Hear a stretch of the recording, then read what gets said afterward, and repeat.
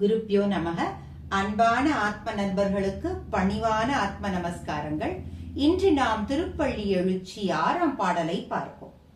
பப்பர வீட்டிருந்து உணரும் நின் அடியார் பந்தனை அறுத்து வந்தறுத்தார் அவர் பலரும் மைப்புரு கண்ணியர் மானுடத்து இயல்பில் வணங்குகின்றார் அணங்கின் மணவாளா. செப்புரு கமலங்கள் மலரும் தன் வயல் சூழ் திருப்பெருந்துறையுரை சிவபெருமானே, இப்பிறப்பறுத்து எம்மை ஆண்டு அருள் புரியும் எம்பெருமான் பள்ளி எழுந்தருளாயே என்று வேண்டுகின்றார்.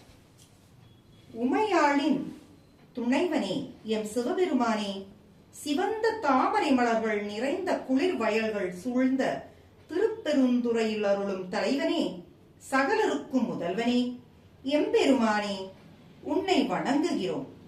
உனது அருள் எனும் இன்ப வெள்ளத்தில் திளைத்த பெரும் தகைமை கொண்ட அடியவர்கள் பலரும் இந்த கோயிலில் வந்து குழுமி இருக்கிறார்கள்.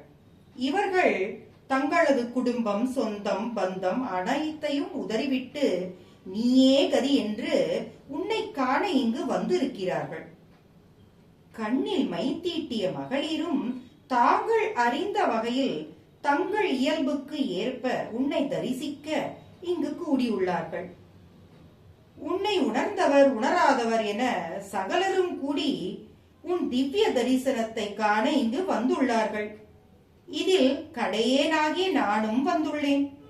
கொஞ்சமும் தகுதியில்லாத என்னையும் இவர்களுள் சேர்த்துக்கொண்டு தயை புரிந்து பொல்லாத இந்த பிறவியை நீக்கி ஆட்கொள்ள வேண்டும்.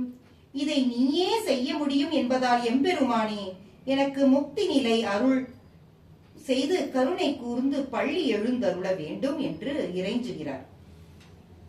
தன்னை அறிந்து உணர்ந்து கொண்டவர், அறியாமல் உணராமல் வந்தவர் என இந்த பாகுபாட்டையும் பாராமல் அருளக்கூடியவர் ஈசன் ஒருவரே.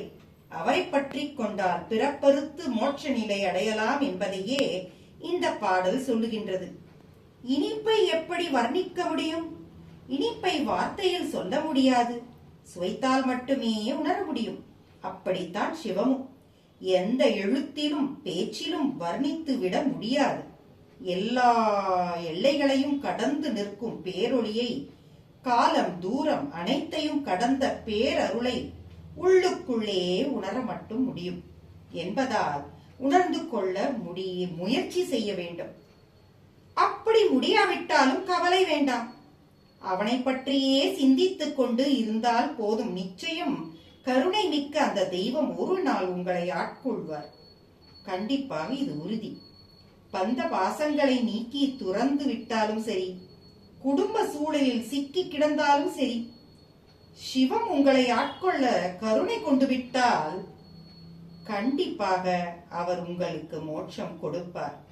சிவத்திடமிருந்து உங்கள் ஆன்மாவை பிரிக்கும் எந்த செயலையும் உறவையும் பொருளையும் முதலில் துறந்தால் அதுதான் துறவு. மற்றபடி புறச்சின்னங்கள் மட்டுமே உங்களை சிவத்திடம் கொண்டு போய் சேர்க்காது. பிறகு சிவனை போற்றிக்கொண்டே இருங்கள்.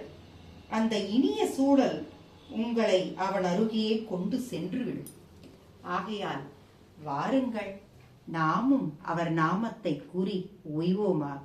ஓம் நமச்சிவாய. கிருஷ்ணார்ப்பணம்.